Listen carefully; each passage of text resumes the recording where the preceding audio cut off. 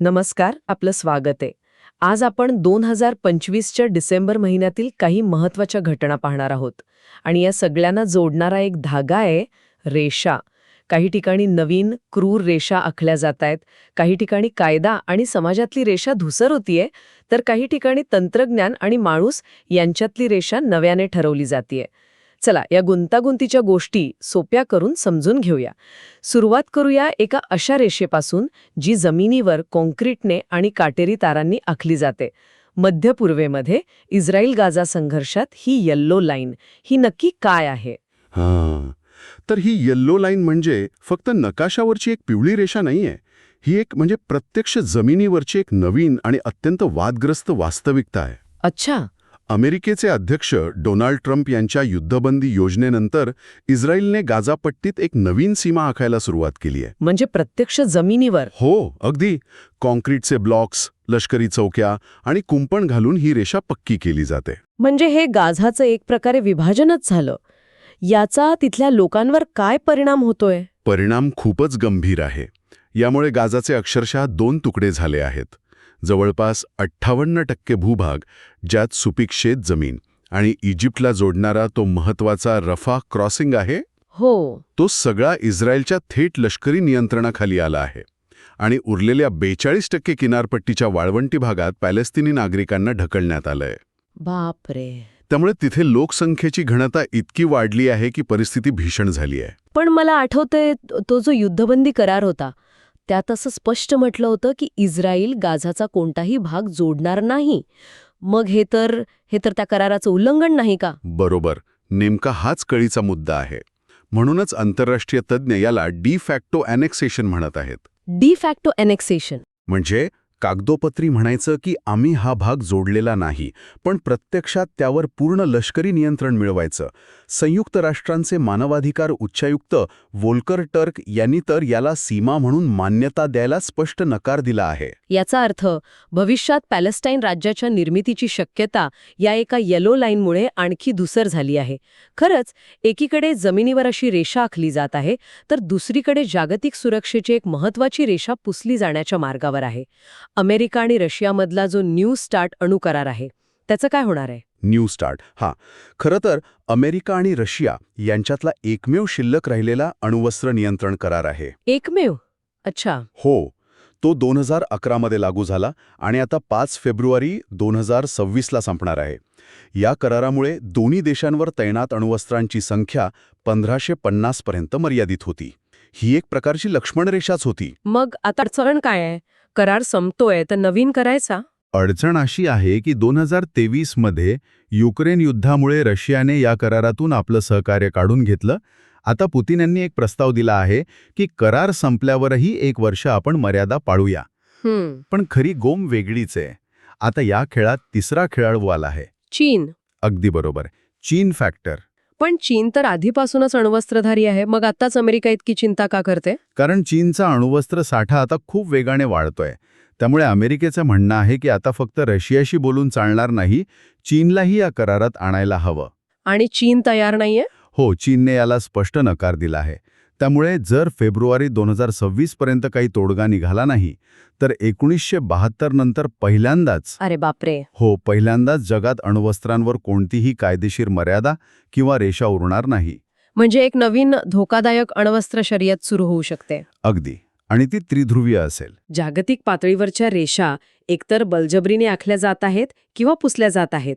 असाच काहीसा संघर्ष देशांच्या आत त्यांच्या कायद्यांमध्येही दिसतोय.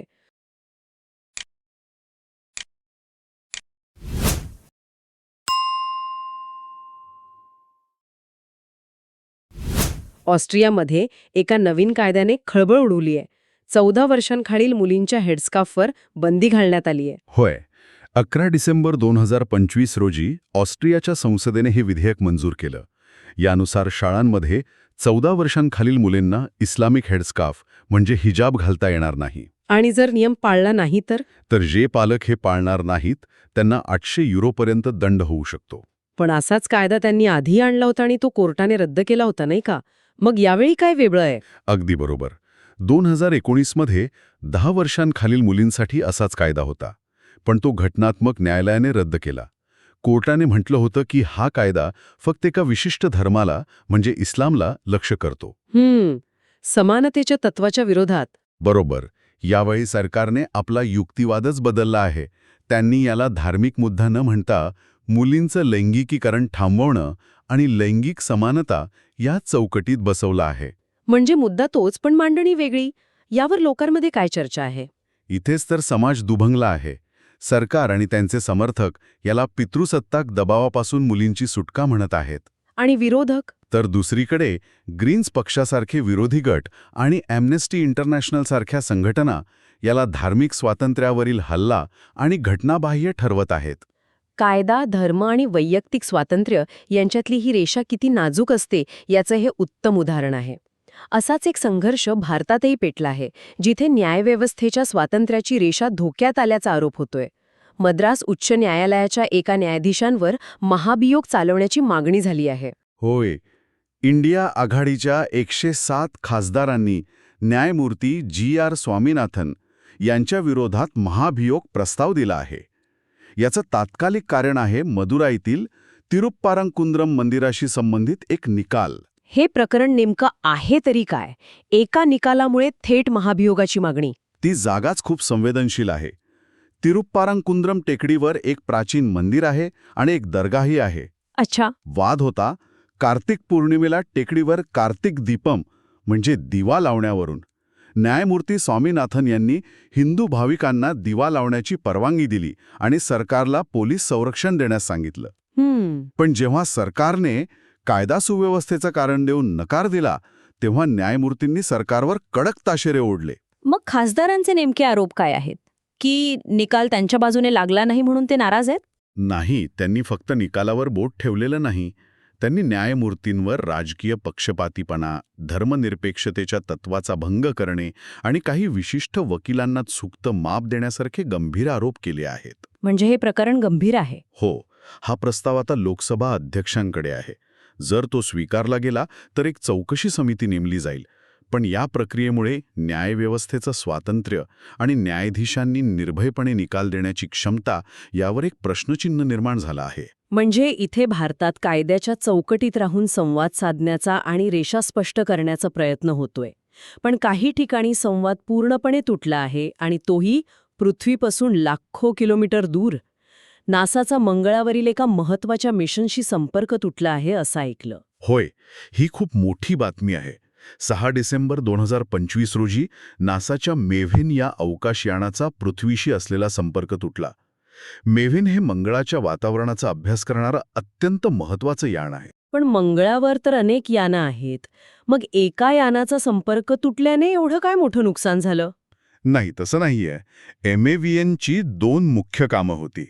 एक तर वैज्ञानिक म्हणजे मंगळाचं वातावरण कसं नष्ट झालं याचा अभ्यास करणं. पण दुसरं काम जास्त महत्त्वाचं होतं.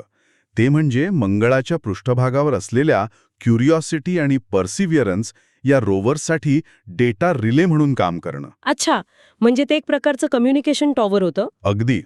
कल्पना करा की मंगळावर आपले रोव्हर्स म्हणजे समुद्राच्या तळाशी काम करणारे 2 हुशार रोबोट आहेत आणि MAVN ही पृष्ठभागावरील ती बोट होती जी त्यांचा संदेश आपल्यापर्यंत पोचवत होती. आता ती बोट गप्प झालीये. बापरे, म्हणजे याचा अर्थ रोव्हर्सकडून येणारी सगळी माहिती आता थांबलीये? थांबली नाही, पण मोठा अडथळा निर्माण झालाय. आपल्याकडे 2 जुने छोटे ऑर्बिटर्स आहेत जे हे काम करू शकतात. बरोबर, ते कधीही बंद पडू शकतात. म्हणजे मंगळावर आपले डोळे आणि कान असलेले अब्जावधी डॉलर्सचे रोव्हर्स लवकरच मुके आणि बहिरे होऊ शकतात. त्यांचा आणि आपला संपर्क पूर्णपणे तुटू शकतो. हो. यामागे एखादं मोठं सौर वादळ असावं असा अंदाज आहे. कारण मंगळाला पृथ्वीसारखं संरक्षक चुंबकीय क्षेत्र नाही. मंगळावर संपर्क तुटतोय, पण इथे पृथ्वीवर, महाराष्ट्रात पोलीस एकमेकांशी जोडले जाण्यासाठी एका नव्या AIचा वापर करत आहेत. हे महाक्राईम OS AI नक्की काय आहे? हे महाराष्ट्र सरकारने मायक्रोसॉफ्टच्या मदतीने तयार केलेलं एक अत्याधुनिक AI प्लॅटफॉर्म आहे. नागपूर ग्रामीणमध्ये याचा प्रयोग यशस्वी झाला, जिथे गुन्ह्याच्या तपासाला लागणारा वेळ तब्बल 80% कमी झाला. 80%? हो. आता हे राज्यातल्या सगळ्या 1100 पोलीस स्टेशनमध्ये लागू केलं जातंय. म्हणजे AI एका डिटेक्टिव्ह सारखं काम करतंय. पण यात एक धोका नाही का? समजा AIने जुन्या डेटानुसार ठरवलं की विशिष्ट भागातील लोक जास्त गुन्हेगारी करतात, तर ते पोलिसांना त्या भागाकडे अधिक लक्ष द्यायला सांगू शकतं. याला AI बायस म्हणतात. हां, खूप महत्वाचा आणि योग्य मुद्दा आहे. हे AI काय करतं तर ते FIR, पुरावे यांवरून फाईल्स तयार करतं. वेगवेगळ्या गुन्ह्यांमधले समान धागे, जसे की एकच मोबाईल नंबर किंवा गुन्ह्याची पद्धत, हे शोधून काढतं. पण तुम्ही म्हणालात तो धोका नक्कीच आहे. जर AIला दिलेला डेटाच पूर्वग्रह दूषित असेल, तर AI सुद्धा पक्षपाती निकाल देऊ शकतं. बरोबर. त्यामुळे हे तंत्रज्ञान वापरताना डेटा प्रायव्हसी आणि AIच्या नैतिकतेची एक लक्ष्मण रेषा आखणं खूप गरजेचं आहे. आपण आत्तापर्यंत अशा रेषांबद्दल बोललो ज्या सीमा आखतात, कायदे बनवतात किंवा संपर्क तोडतात. पण काही रेषा अशा असतात ज्या सहकार्याने आणि भविष्याचा विचार करून आखल्या जातात. भारत आणि स्वीडन यांच्यात अशीच एक भागीदारी झालीय. तेवे India Sweden industry transition partnership अंतर्गत 7 महत्त्वाकांक्षी प्रकल्पांची घोषणा झाली आहे. याचं मुख्य उद्दिष्ट आहे स्टील आणि सिमेंटसारख्या उद्योगांमधलं कार्बन उत्सर्जन कमी करणं. अच्छा. भारताचं 2070 पर्यंत नेट झिरो होण्याचं जे लक्ष्य आहे, त्यासाठी ही भागीदारी म्हणजे एक मोठी उडी आहे. हे प्रत्यक्षात कसं काम करेल? काही उदाहरण देता येईल का? नक्कीच. एक खूप चांगलं उदाहरण आहे. टाटा स्टील आणि JK सिमेंट एका स्वीडिश स्टार्टअपसोबत काम करत आहेत. ते स्टील उद्योगात जो टाकाऊ स्लॅग निघतो, तो वापरून सिमेंट बनवण्याचं तंत्रज्ञान विकसित करत आहेत. वा. म्हणजे एका उद्योगातील कचरा दुसऱ्यासाठी कच्चा माल बनेल? अगदी. दुसरा प्रकल्प अंबुजा सिमेंट आणि IIT बॉम्बेचा आहे, ज्यात सिमेंट प्लांटमधनं निघणारा कार्बन डायऑक्साईड पकडून त्याचं उपयुक्त रसायनांमध्ये रूपांतर केलं जाईल. ही भागीदारी म्हणजे पर्यावरण रक्षणासाठी आखलेली एक सकारात्मक रेषा आहे. या सगळ्या धावपळीत आपण काही अशा व्यक्तींनाही गमावत आहोत ज्यांनी आपल्या कार्याने समाजात स्वतःची एक रेषा आखली होती. भारताचे माजी गृहमंत्री शिवराज पाटील यांचं नुकतंच निधन झालं. होय, वयाच्या 90व्या वर्षी लातूरमध्ये त्यांचं निधन झालं. ते त्यांच्या अभ्यासू आणि सुसंस्कृत राजकारणासाठी ओळखले जात. त्यांच्याच काळात संसदेचं थेट प्रक्षेपण सुरू झालं होतं, नाही का? अगदी बरोबर. ते लोकसभेचे अध्यक्ष असतानाच हे घडलं, ज्यामुळे संसद आणि सामान्य माणूस यांच्यातली दरी कमी झाली. ही त्यांनीच आखलेली पारदर्शकतेची एक महत्वाची रेषा होती. आणि 2008च्या मुंबई हल्ल्यानंतर त्यांनी राजीनामा दिला होता. हो, नैतिक जबाबदारी स्वीकारून, जे आजच्या राजकारणात दुर्मिळ झालं आहे. एका पिढीचा अस्त होतो तर दुसरीकडे नव्या पिढीचे नायक उभे राहतात. कोलकात्यात तर लिओनेल मेस्सीचा एक तब्बल 70 फूट उंच पुतळा उभारला आहे. हो, कोलकाता आणि फुटबॉल हे एक अतूट नातं आहे.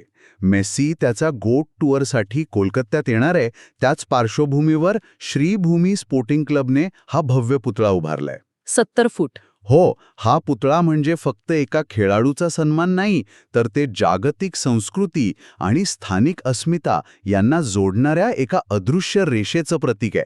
तर आज आपण पाहिलं की डिसेंबर 2025 मध्ये जगभरात कशा वेगवेगळ्या रेषा आखल्या आणि पुसल्या जात आहेत. गाझामधली येल्लो लाईन जी लोकांना विभागते. न्यू स्टार्ट कराराची पुसली जाणारी रेषा जी जगाला धोक्यात आणते. ऑस्ट्रिया आणि भारतात कायदा व समाज यांच्यातली धुसर होणारी रेषा. आणि मंगळावर तुटलेली संपर्काची रेषा. बरोबर. पण त्याचवेळी तंत्रज्ञानाच्या मदतीने गुन्हेगारी रोखण्यासाठी आखल्या जाणाऱ्या नव्या रेषा आहेत. भारत स्वीडनसारख्या देशांमध्ये सहकार्याच्या रेषा आहेत. आणि मेस्सीच्या पुतळ्यासारख्या सांस्कृतिक रेषा आहेत ज्या लोकांना एकत्र आणतात. खरंय. या सगळ्या घटनांमध्ये एकच गोष्ट दिसून येते. मानव सतत कोणत्या ना कोणत्या रेषा आखत असतो, मोडत असतो आणि पुन्हा नव्याने जोडत असतो. आणि याच विचारासोबत आपण आजची चर्चा संपवूया.